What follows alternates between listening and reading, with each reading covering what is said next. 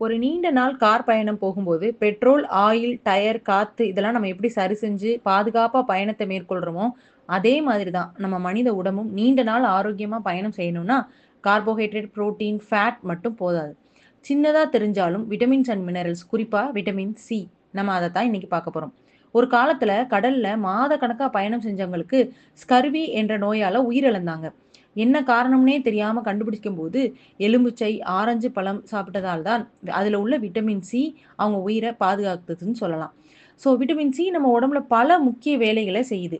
நம்ம தோல், எலும்பு, தசை, இரத்த குழாய் எல்லாத்துக்கும் அடிப்படையான கொலாஜன் உருவாக விட்டமின் சி தேவை. எதிர்ப்பு சக்தியை அதிகப்படுத்தி தொற்றுகளை எதிர்த்து உதவுது.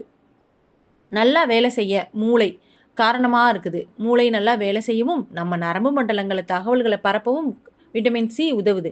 இது ஒரு மிக சக்தி வாய்ந்த ஆன்டி ஆக்சிடென்ட்டா இருக்கிறனால, உடம்புல சேதப்படுத்தும் ஃப்ரீ ரேடிக்கல்ஸை எதுக்குது. நம்ம உடம்பால உருவாக்க முடியாத இந்த விட்டமின் சி சேமிக்கவும் முடியாது. இது எதுலலாம் இருக்குன்னு பார்த்தீங்கன்னா, கொய்யா, ஆரஞ்சு, எலுமிச்சை, பப்பாளி, ஸ்ட்ராபெர்ரி மாதிரி பழங்களிலும், பச்சை மிளகாய், குடமிளகாய், முருங்கைக்காய், முருங்கைக்கீரை, புரோக்கோலி, காலிஃப்ளவர் மாதிரியான காய்கறிகளிலும் விட்டமின் சி நிறைய இருக்கு.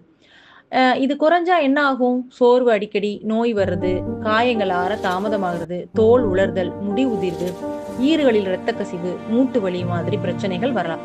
அதனால தான் தினமும் கொஞ்சம் பழங்கள், காய்கறிகள் ஆரோக்கியமான வாழ்க்கைக்கு அடிப்படைன்னு சொல்றோம். விட்டமின் சி எடுத்துக்குவோம். விட்டமின் சி டெஃபிஷியன்சியால வர நோயிலிருந்து நம்மளை பாதுகாத்துக்குவோம். நன்றி.